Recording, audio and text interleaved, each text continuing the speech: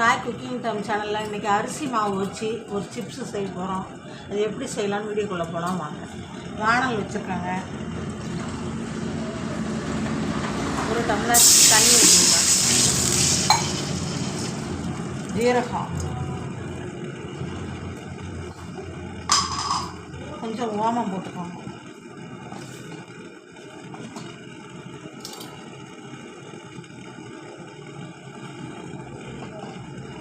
கொஞ்சம் காரத்துக்கு தனி மிளகாத்தூள் போட்டுக்கோங்க.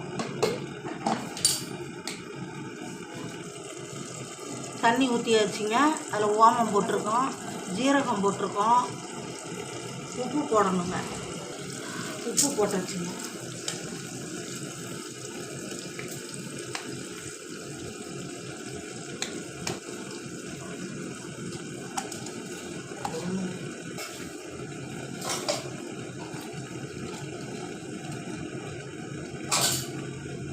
வெங்காயம் கொஞ்சம்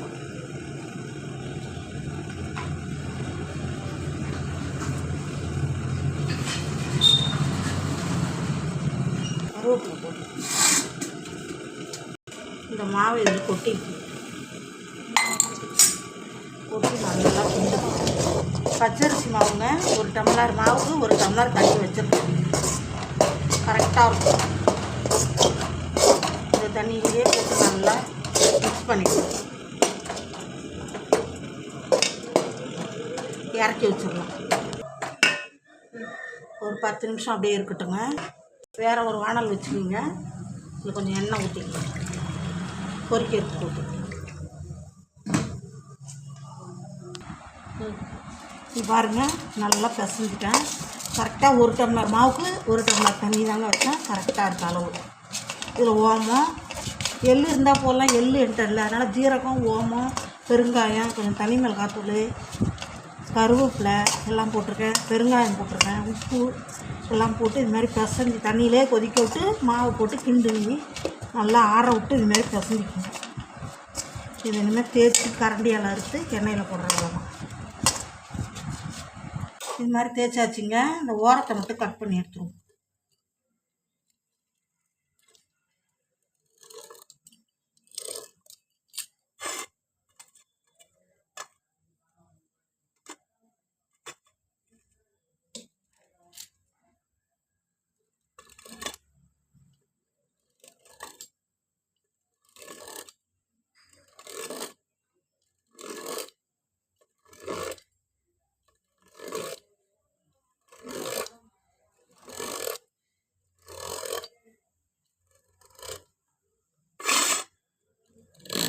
ரெண்டாக கட் பண்ணிக்கிங்க.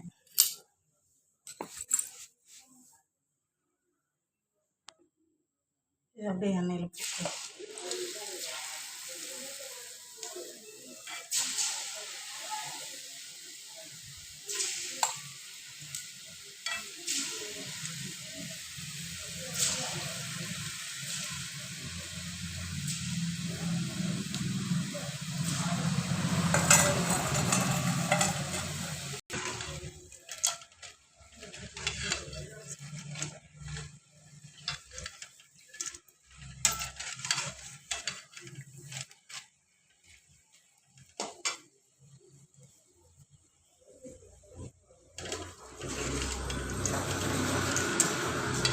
இந்த மலை படங்கினதும் எடுத்துடலாங்க.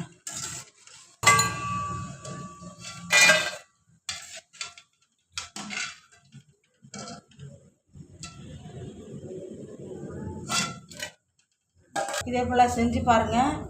ஒரு கப்பு அரிசி மாவு, ஒரு கப்பு தண்ணி, எதால் மாவு எடுக்கிறீங்களோ அதால் தண்ணி அளந்துக்குங்க. இந்த தண்ணியிலே ஓமம், ஜீரகம், பெருங்காயம், தனி மிளகாத்தூள், உப்பு, கொஞ்சம் கருவேப்பிலை எல்லாம் போட்டு கொதிக்க வச்சு இந்த மாவை கொட்டி கிண்டி ஆற விட்டு நல்லா பிசைஞ்சு எண்ணெய் தடவி ஒரு பிளேட்டில் அறுத்து அப்படியே போட்டு எண்ணெயில் பொரிக்கலாங்க. உடனே ரெடி ஆகிடும். இதே போல் உங்கள் வீட்டில் செஞ்சு பார்த்துட்டு என் சேனலை பார்த்துட்டு கமெண்ட் பண்ணுங்கள், சப்ஸ்கிரைப் பண்ணுங்கள். நன்றிங்க.